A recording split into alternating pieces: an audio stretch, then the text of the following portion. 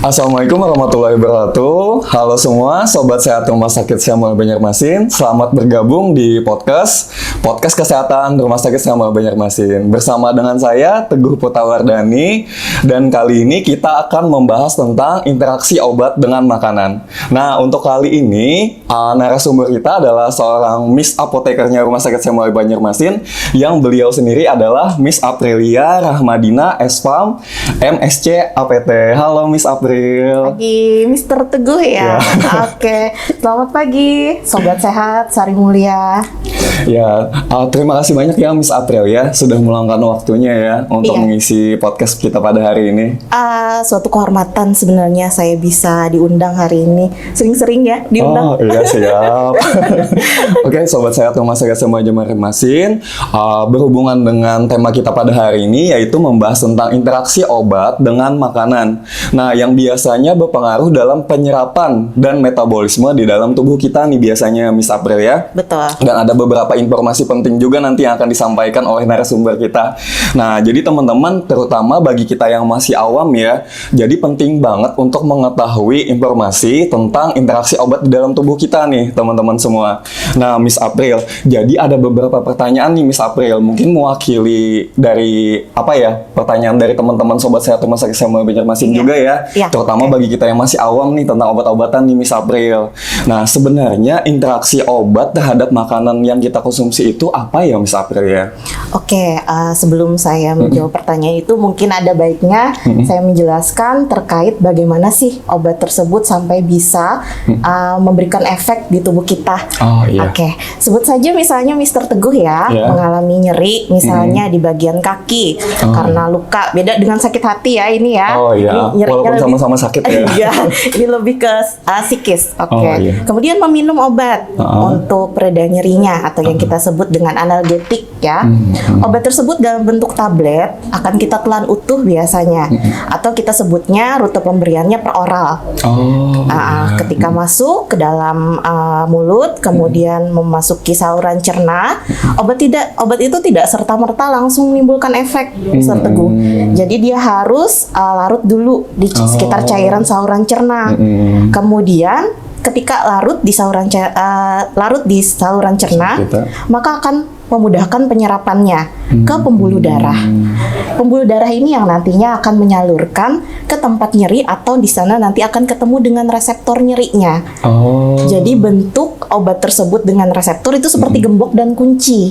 Ketika klik, mereka baru akan menimbulkan efek, sehingga ketika Mas Teguh minum obatnya, nanti nyerinya akan berkurang.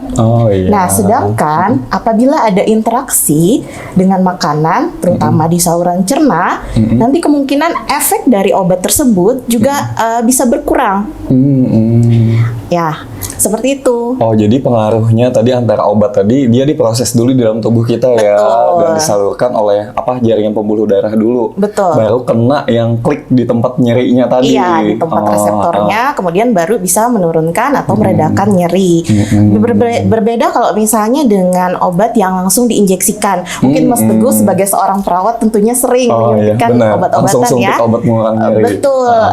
Dia tidak langsung melewati saluran cerna, dia langsung ke pembuluh darah, sehingga dia tidak ada interaksi dengan makanan. Jadi efeknya pasti lebih cepat. Lebih cepat karena udah langsung ke pembuluh darah ya Miss April ya. Sedangkan apabila lewat saluran cerna dengan rute per oral, pastinya tentu akan berpengaruh dengan nutrisi, obat dengan obat, kemudian obat dengan makanan juga kemungkinan besar akan mempengaruhi efektivitasnya. Akan mempengaruhi efektivitasnya ya Miss April ya. Oh iya, benar banget nih teman-teman sobat sehat Rumah Sakit Samuel Banjarmasin. Nah, selanjutnya nih Miss April, bagaimana dengan makanan itu sendiri? Apakah itu mempengaruhi di tubuh kita nih? Misalnya kan ada beberapa obat nih Miss April yang ibaratnya itu kayak biasanya kan kebanyakan ya kalau ada pasien di ruangan ya, biasanya saya sering nemuin biasanya tadi kan Miss April cerita nih tentang obat yang via oral ya, yang lewat minum. Nah, itu ada biasanya beberapa pasien yang minum obat itu pakai pisang. Betul. Nah, terus juga ada pasien itu yang katanya obatnya pahit, jadi harus minum yang manis-manis kayak teh atau kopi. Nah, itu gimana tuh pengaruhnya Miss April? Iya, misalnya kalau pisang itu sebenarnya lebih terpengaruh untuk obat-obatan yang memang harus dikonsumsi pada keadaan perut kosong. Jadi penyerapannya bisa dipengaruhi dengan makanan, menyebabkan efektivitasnya berkurang. Jadi memang untuk obat lebih baik diminum dengan air putih, dengan kopi tadi misalnya dengan Iya, teh. dengan kopi. Kita tahu kopi mengandung kafein, Iya, teh benar juga banget. mengandung kafein tapi dalam jumlah yang kecil. Begitu Iya. juga teh itu kan kita kadang tidak tahu ya dari daun teh apa, mungkin ada senyawa di dalamnya yang juga berinteraksi dengan obat yang kita minum. Sehingga saya contohkan misalnya dengan kopi tadi ya. Kafein merupakan stimulan. Jadi ketika dikonsumsi dengan obat-obatan yang juga mempunyai efek stimulan, mungkin efeknya nanti bersifat sinergis. Jadinya overstimulan. Iya. Jadi hendaknya mengkonsumsi obat-obatan dengan menggunakan air putih. Apabila memang tidak tahan dengan rasanya, biasanya kita tambahkan misalnya menggunakan pemanis yang memang dijual di pasaran atau di apotik biasanya. Ya, atau paling gampang kalau misalnya tidak tersedia bisa meminumnya dengan gula apabila tidak ada kontraindikasi ya dengan penyakitnya misalnya diabetes, bisa menggunakan sirup seperti itu. Jadi untuk menetralisir rasa pahitnya ya Miss Betul. April ya. Soalnya kan banyak nih apalagi dari sobat sehat rumah sakit sama banyak masih di rumah ya. Biasanya kan kayak banyak ya nggak orang zaman dulu aja, malah ada juga anak kecil kan yang nggak bisa minum obat, katanya harus pakai pisang, harus dicampur sirup dulu kayak gitu loh. Nah, jadi sobat sehat rumah sakit sama Banjarmasin ini penting banget loh. Jadi edukasi ini biasanya kita konsultasikan ke dokter atau ke apoteker langsung ya Miss April ya. Iya, betul. Apakah ada kontraindikasi, apakah itu mempengaruhi di tubuh kita, sama apakah itu mempengaruhi reaksi obat di tubuh kita sendiri ya, Miss April ya. Betul. Nah, jadi nih sobat sehat rumah sakit sama Banjarmasin yang kita bahas pada hari ini sangat terjawab sekali lah ya, Miss April ya. Nah, terus pertanyaan selanjutnya nih Miss April. Ini penting banget nih Miss April. Saat kita mengkonsumsi obat dengan makanan, apa nih harus benar-benar kita perhatikan nih Miss April? Poin-poinnya lah, lebihnya kayak gitu lah Miss April. Pertama, sebaiknya kita ketika mengkonsumsi obat harus sesuai dengan etiketnya.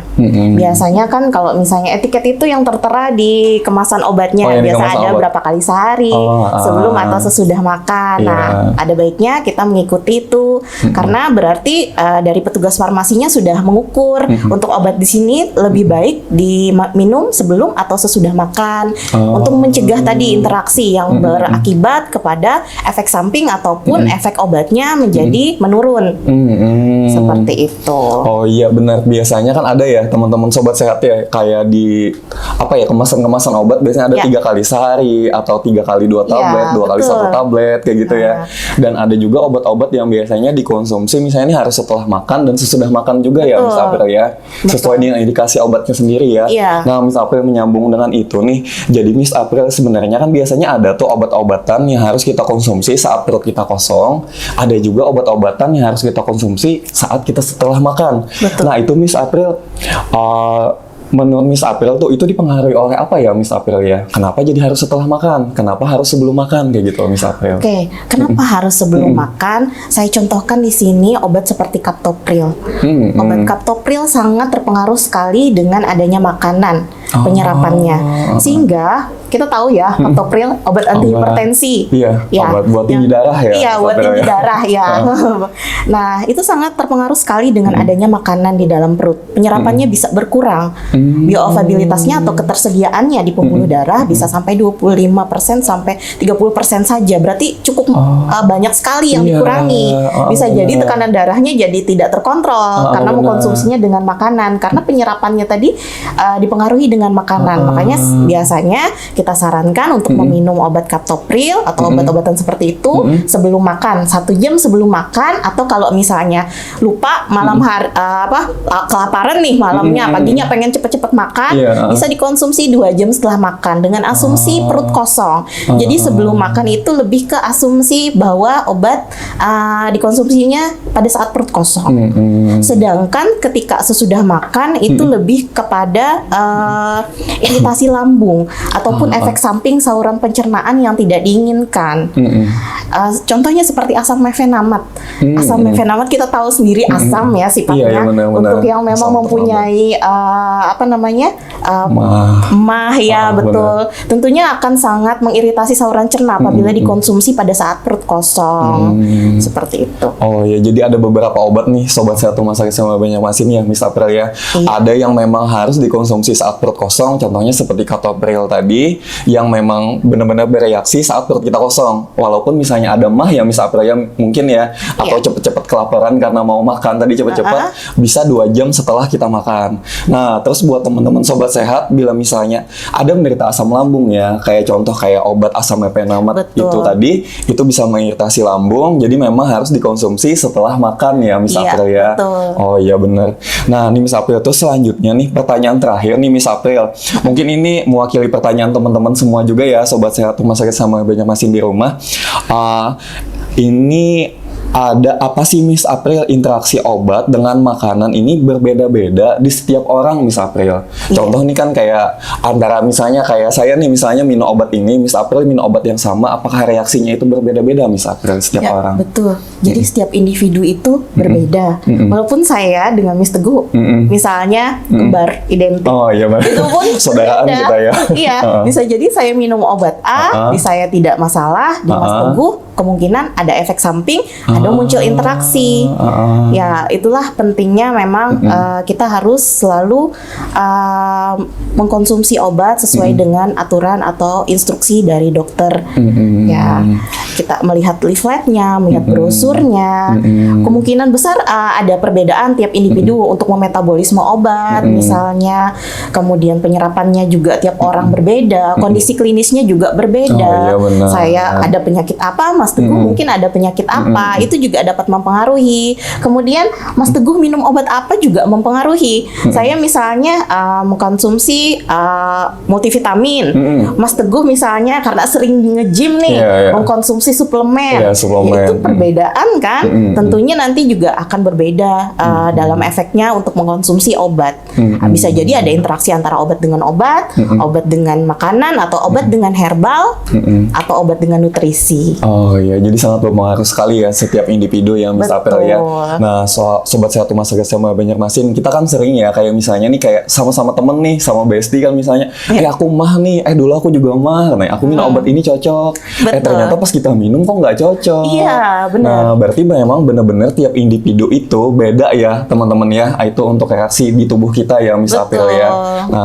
Nah jadi nih teman-teman sangat bermanfaat sekali ya edukasi yang diberikan oleh Miss April pada hari ini. Nah teman-teman Sobat Sehat Rumah Sakit Sama Banjarmasin, kita live Instagram ya ini ya. Jadi kita buka aja ya Miss April ya. Boleh. Untuk teman-teman Sobat Sehat Rumah Sakit Sama Banjarmasin yang lagi ada di rumah, bisa nih kalau misalnya ada pertanyaan yang berhubungan dengan tema kita hari ini, yaitu interaksi obat dengan makanan, bisa langsung ditanya di chat ya, bisa di komentar untuk Instagram Rumah Sakit Sama Banjarmasin, nanti langsung dijawab sama Miss April langsung. Kita buka IG-nya dulu, sudah live ya. Sari Mulia.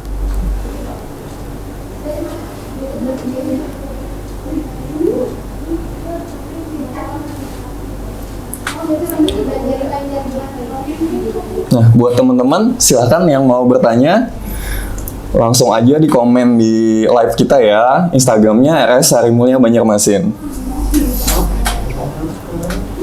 Bisa sambil minum, Miss April. Oh iya.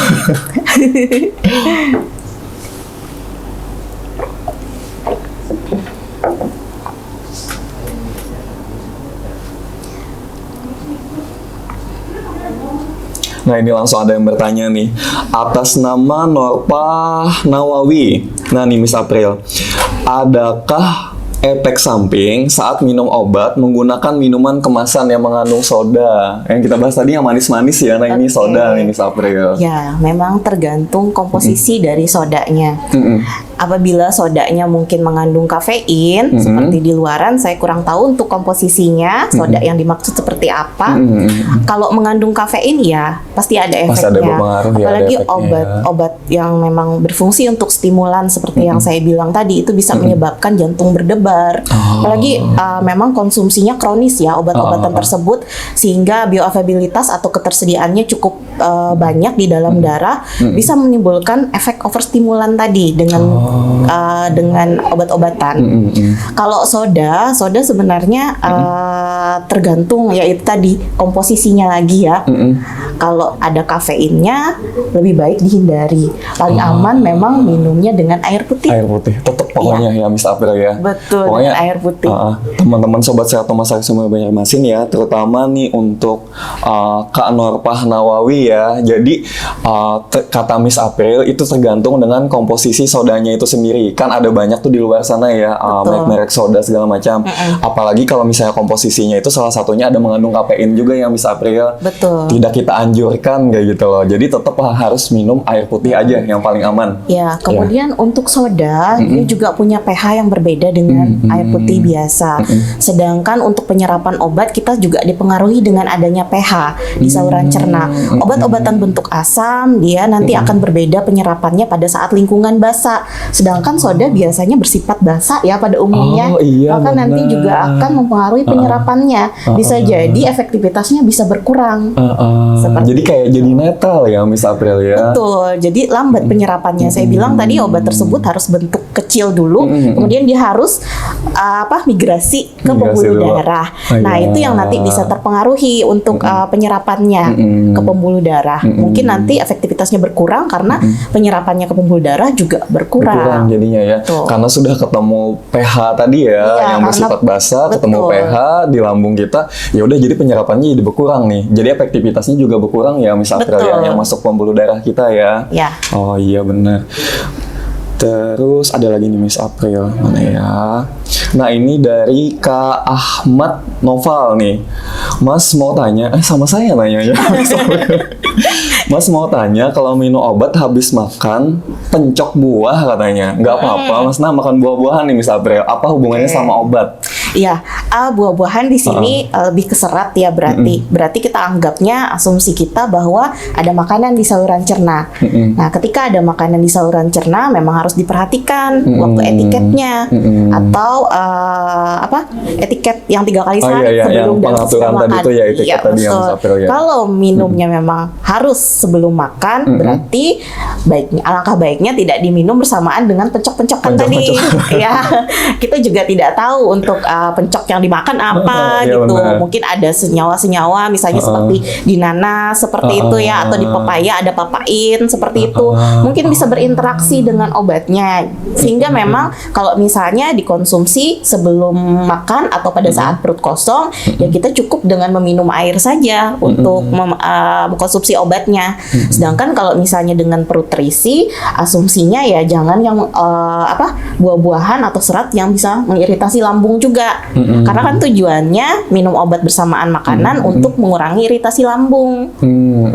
Nah, jadi benar-benar berpengaruh ya Miss April ya. Betul. Walaupun makanan tadi kayak kita anggap kayak aman aja nih, misalnya, oh iya biasanya katanya yang penting jangan asam. Biasanya banyak yang ngomong kayak gitu ya, kayak pepaya tadi mengandung papain ya, Miss April ya, yang itu juga berpengaruh dalam proses penyerapan obat-obatan juga ya.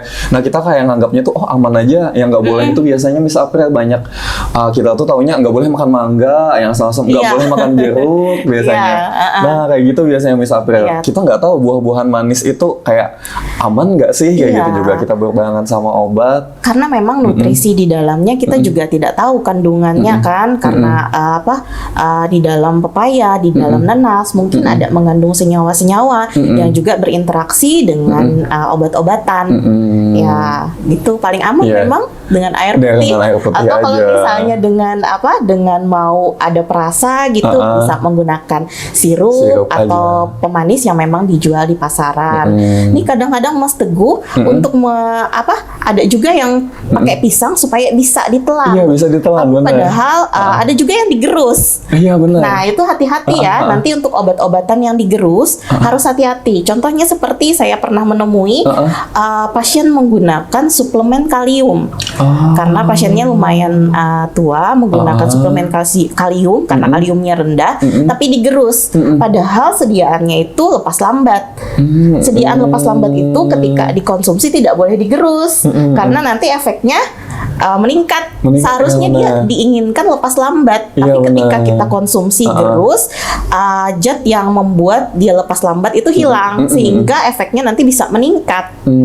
Kenapa? Mas Teguh mungkin pernah lihat juga obat-obat flu misalnya yang bentuknya di dalam seperti ada bulir-bulir. Iya benar, nah, ada itu bulir-bulir kecil. Untuk lepas lambat. Jadi jangan dibuka. Kalau dibuka malah efeknya nanti meningkat. Ya, ini sekalian edukasi juga ya sama teman-teman. Penting banget nih. Kemudian untuk obat-obatan yang mungkin disalut. Ada obat-obatan yang pahit, dia disalut gula juga, itu tujuannya memang ditelan utuh untuk mengurangi pahitnya. Jadi kalau digerus, pahitnya malah lebih kerasa. Malah jadi pahit. Betul. Kemudian ada juga yang obat itu dikasih salut supaya lepas di saluran cerna dengan baik. Jadi hati-hati kalau lihat permukaan obat yang mungkin kalau orang Banjar bilang mencilang. Mencilang. Mengeleneng. Mengeleneng lah, kayak Mas Teguh glowing. Ya, hati-hati. Kalau bisa jangan digerus. Sesuai dengan petunjuk dari petugas farmasi saja. Siapa tahu memang tujuannya untuk mencegah iritasi di lambung seperti itu.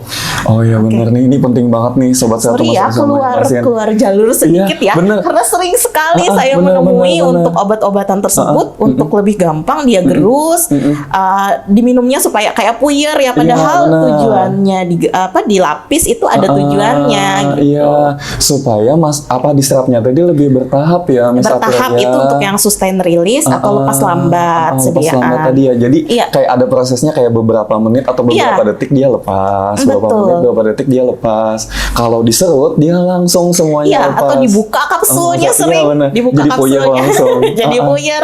Justru nanti efeknya meningkat. Makanya obat-obatan seperti itu, misalnya obat pilek kita ada pernah nemui ya yang dalamnya kecil-kecil bergranul. Ada bulir-bulir. Nah itu jangan dilepas untuk mengkonsumsi obat-obatannya. Dia cukup meminum obatnya 2 kali sehari. Yang mana obat-obat pada umumnya untuk batuk pilek seperti itu cukup meminum 3 kali sehari. Dia cukup 2 kali sehari karena lepas lambat. Karena lepas lambat. Jadi ada tahap-tahapnya sendiri di dalam tubuh kita ya. Jadi jangan malah dilepas, apalagi digerus. Iya benar.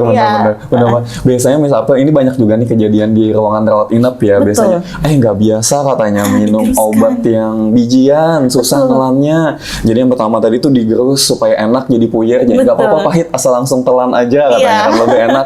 Nah terus banyak juga ya yang kayak misalnya bilang tadi yang minum obat pakai pisang juga kayak gitu lah, macam-macam. Jadi nih teman-teman, terutama buat Kanorpah yang bertanya tadi tuh ya, kita nyambung ke situ ya Miss April ya. Jadi buat Kanorpah lebih aman makan pencoknya itu 2 jam atau beberapa jam setelah minum obat lah, nggak apa-apa ya mungkin ya Miss April ya. Dijeda aja. Dijeda aja, jangan bersamaan. Lebih amannya kayak gitu sih, lebih efektif jadinya lebih untuk dicerna juga ya. Nah sama pesan buat teman-teman sobat sehat rumah sakit sama Banjarmasin juga di rumah, kita sangat penting ya melihat etiket obat yang udah disampaikan oleh Miss April tadi. Jadi pengaturannya di situ, entah itu pengaturan dosisnya, terus cara konsumsinya juga setelah makan atau sesudah makan, terus apakah boleh digerus atau enggak, itu wajib kita tanyakan tuh. Soalnya kan ada beberapa obat yang bertahap tadi ya Miss April ya, yang memang harus kita konsumsi dalam bentuk bijian. Nah ya teman-teman sobat sehat rumah sakit semua Banjarmasin ya. Nah terus ada satu pertanyaan lagi nih Miss April. Mana ya? Lumayan banyak nih yang nanya. Ini pertanyaan terakhir nih. Oh ya teman-teman, lupa nyampein nih. Jadi untuk teman-teman yang bertanya pada hari ini, nanti akan kita pilih nih. Jadi ada door prize nih dari tim podcast Rumah Sakit Sama Banjarmasin. Untuk teman-teman yang sudah berpartisipasi pada hari ini nih teman-teman. Nah ini pertanyaan yang terakhir ya Miss April ya. Dari Kak Penguin ya. Nah ini Penguin. Halo, selamat pagi Miss April dan Mas Teguh.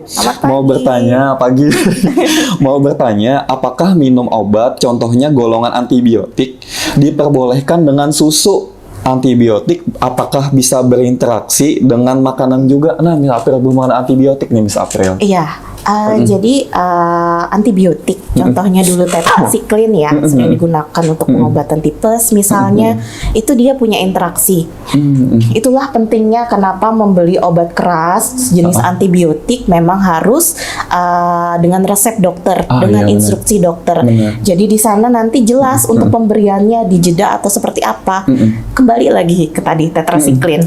Tetracycline itu memiliki interaksi dengan makanan atau minuman yang mengandung kalsium, nutrisi yang mengandung kalsium. Jadi kalau minum susu, anaknya minum susu yang mengandung kalsium, ya akan berinteraksi, menyebabkan biasanya mekanismenya pembentukan kompleks dengan kalsium. Tetracycline membentuk kompleks dengan kalsium. Nanti luarannya biasanya kelihatan dari gigi. Jadi ada gigi yang berwarna kuning. Nah itu karena mengkonsumsi, kemungkinan besar ya, karena konsumsi tetracycline dengan kalsium. Ya, apabila dikonsumsi secara lama dalam jangka waktu yang lama, misalnya. Antibiotik sering sekali berinteraksi dengan makanan atau dengan sesama obat, sehingga kita sarankan karena dia tergolong obat keras, jadi membelinya jangan tanpa resep. Benar. Dan memang harus ada indikasi klinisnya. Oleh sebab itu, jangan tiba-tiba ke apotek nanti minta antibiotik. Sakit gigi minta antibiotik benar. Tapi tanpa konsultasi dengan dokter dulu. Iya. Itu ya tadi jawab. Jadi kayak jangan sampai kayak kita tuh kayak ngeresepin buat diri kita sendiri ya, Miss April ya. Iya, betul. Walaupun kita sudah pengalaman, walaupun sama kayak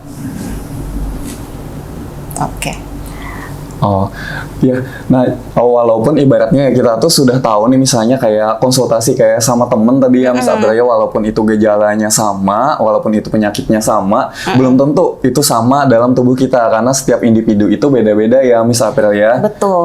Nah, jadi dan penting juga nih kalau misalnya kita mengonsumsi obat itu harus dengan resep dokter atau konsultasi sama apoteker tempat kita membeli obat tadi ya, Miss April ya. Jangan beli obat yang ibaratnya dengan keputusan kita sendiri lah. Harus sesuai pokoknya. Apalagi saat mengonsumsi sesuai dengan etiketnya itu sendiri. Satu lagi. Oh iya. Nah nih teman-teman sobat sehat Rumah Sakit Samboja Wasin, kita lanjut bacakan pertanyaan lagi ya.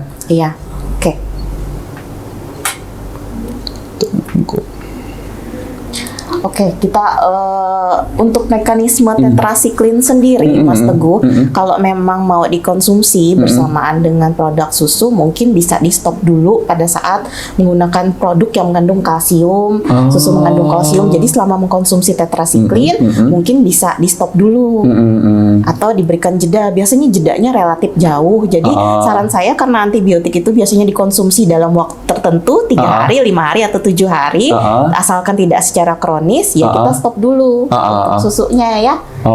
Yang penting jangan dikonsumsi saat bersamaan ya, Miss April ya. Untuk keamanan kita juga ya, Miss April ya, dan efeknya di kita juga kayak gitu ya, Miss April ya.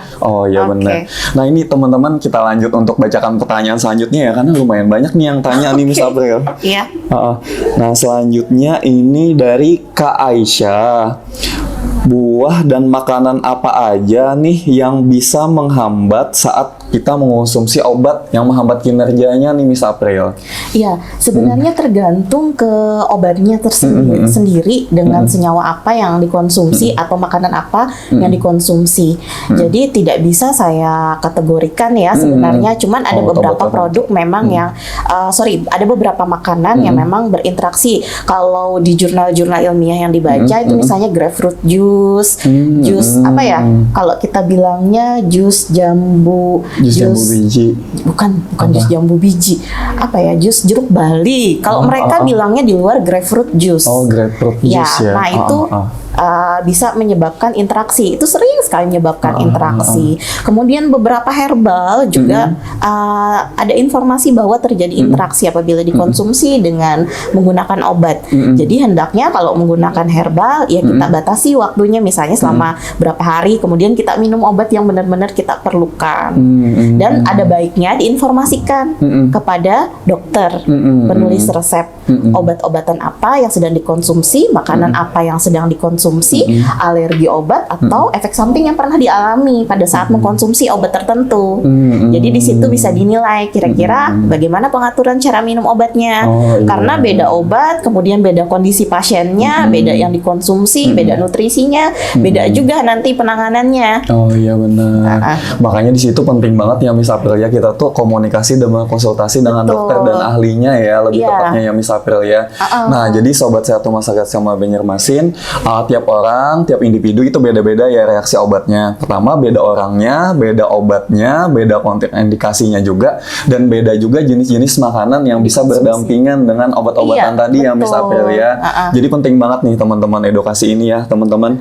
Nah, buat selanjutnya lagi nih Miss April, ada lagi nih yang nanya. Tunggu, kayaknya ada yang kelewat. Oh iya, ini dari Kak Azri Muhammad nih, mau tanya Kak, saat kita dapat obat sukralfat, obat mah ya, sukralfat sama lansoprazol dan domperidon, itu urutan minumnya gimana ya katanya? Nah, jadi sukralfat, lansoprazol sama domperidon, untuk urutannya nih Miss April. Iya, untuk sukralfat sendiri dia mempunyai mekanisme untuk melindungi lambung, jadi dia membentuk seperti lapisan gel.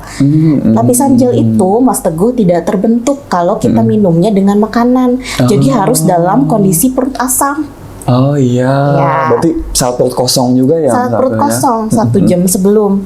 Kemudian paling bagus diminum adalah pagi hari. Untuk di situ tidak disertakan untuk berapa kali seharinya ya. Jadi saran saya kalau mau sukralfatnya bisa diminum pagi pada saat perut kita benar-benar kosong sebelum menerima makanan. Itu paling maksimal efeknya. Lansoprazol bisa kita minum siang hari. Sebelum makan. Siangnya sebelum makan juga. Ya, karena apabila lansoprazol dijadikan satu dengan sukralfat, dia bisa menyebabkan pH lambung turun. Jadi si sukralfat yang harusnya tadi membentuk perlindungan, perlindungannya tidak terbentuk. Ya, lansoprazol bisa diminum pada saat siang hari. Ya, kemudian Fometa, saya sebut nama domperidon ya. Domperidon, sering obatnya itu soalnya di rumah. Kandungannya kan ya Mas April ya, sama kandungannya nih teman-teman. Ya, dilihat lagi kondisi pasiennya. Kalau memang kondisinya pada saat itu mual, sangat mual sekali, bisa diminum 15 menit sebelum makan, 30 menit sebelum makan. Yang jelas sukralfatnya 1 jam sebelum makan, pada saat perut kosong. Ya. Jangan sampai ada obat lain yang mempengaruhi pH lambung sehingga menyebabkan sukralfatnya tidak terbentuk perlindungannya terhadap lambung. Ya. Jadi biarkan sukralfatnya itu bekerja sendiri di saat pagi yang saat perut kita benar-benar kosong ya Miss April ya. Dan kalau untuk lansoprazolnya itu baiknya diminum siang sebelum makan. Jadi jangan barengan sama sukralfat ya. Iya, karena menurunkan pH lambung tadi. Kemudian domperidonnya bisa diminum kalau misalnya kondisi pasiennya tidak mual lagi, asam lambungnya turun, mualnya kurang, bisa di stop. Oh iya, bisa itu. Jadi domperidonnya cuma diminum saat ada rasa mual ya Miss April ya. Iya, kalau memang mau diinginkan efek yang bersamaan, Fometanya mau tetap diminum bisa 15 menit sebelum makan. Sebelum makan ya. Untuk mengurangi mualnya. Semua berarti nih Miss April, misal nih pagi kan kita saat perut kosong nih minum sukralfat nih 1 jam kan sebelum makan nih. Anggap kayak kita jam 6 makan minumnya. Jam 7 kan rencana makan nih. Nah, terus tiba-tiba pas sebelum jam 7 gitu ada rasa mual. Boleh ya domperidonnya kita minum ya? Boleh. Boleh ya. Yang penting jangan berbarengan aja ya sama sukralfat tadi. Jadi kan sudah ada beberapa puluh menit tuh bedanya ya. Biasanya dengan adanya penurunan asam lambung itu biasanya kita juga mualnya berkurang. Oh iya, bakalan berkurang juga ya dengan kita minum sukralfat sebenarnya ya. Tergantung kondisi klinis pasiennya. Makanya perlu sekali untuk meminum obat sesuai dengan anjuran dokter dan etiket yang sudah dibuat ya Miss April ya di apotek ya. Oh iya benar. Kalau memang tadi dirasa sukralfatnya sudah kita makan nih misalnya karena kelaparan, minumnya 2 jam setelah makan dengan asumsi bahwa 2 jam setelah makan itu nanti perut kita dalam kondisi sudah selesai mencerna makanan atau perut kosong.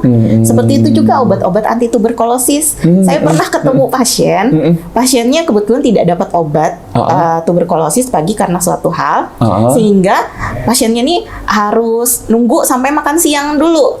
Karena dibilangnya sebelum makan. Jadi harus benar-benar sebelum makan. Padahal yang dimaksud di sini adalah pada saat perut kosong. Perut kosong. Jadi walaupun pada saat sesudah makan pun 2 jam setelah makan bisa dikonsumsi untuk obat anti tuberkulosis. Yang kita tahu penggunaannya itu paling bagus sebelum makan, Sebelum makan atau ya. 1 jam sebelum makan.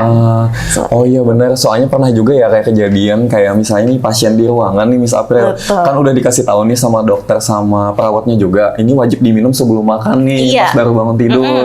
Tapi mungkin ada kejadian entah pasiennya ini nggak kebangun atau kelupaan Iya. minum obatnya udah dikasih, lalu mikirnya oh iya ya udah deh siang aja deh minumnya sebelum makan. Padahal bisa ya Miss April ya, Bisa. misalnya udah kelanjur sarapan pagi, terus 2 jam setelah itu nggak apa-apa ya Iya. berarti ya. Dengan asumsi perutnya sudah kosong. Dengan asumsi perutnya udah kosong kayak gitu ya Iya. Miss April ya, udah ada jeda beberapa jam gitu ya. Iya, Oh betul. iya benar nih. Nah ini selanjutnya nih Miss April, ada lagi nih yang nanya, ini dari Kalutpi Saputra nih Miss April. Mau tanya Miss April, ibu hamil kan disarankan untuk konsumsi tablet zat besi ini, biasanya ada efek mual muntah pada saat mengkonsumsi obat tersebut. Nah bagaimana cara mengurangi efeknya itu Miss April Nah, supaya untuk lebih aman ya, mengurangi nggak mual nggak efeknya, muntah. memang harus diminum bersamaan dengan makan atau sesudah makan untuk mengurangi dari efek iritasi lambungnya tadi atau efek sampingnya. Ya, jadi memang harus sesudah makan. Harus sesudah minumnya. makan. Ya. Nah, jadi pertanyaan dari Kalutpi ini yang berbanding terbalik sama yang obat tuberkulosis tadi ya, Miss April Iya, ya. Kalau untuk zat besi ini apabila menyebabkan mual dan muntah itu wajib berbarengan dengan makan ya, Miss April ya. Iya. Setelah makan atau setelah lambung kita sudah terisi makanan ya, Miss April Iya, ya. betul. Jadi bisa mengurangi rasa mual karena perut kita udah nggak kosong lagi ya, Miss April. Iya, Oh iya. betul. Terus ini selanjutnya ada pertanyaan lagi tadi. Ada yang kelewat nih Miss April. Oke. Ngomongin zat besi. Nah ini dari salah satu teman kita nih Miss April. Izin bertanya, ibu saya ada konsumsi obat cuma 4 biji sebulan, yaitu setiap Rabu pagi sebelum makan.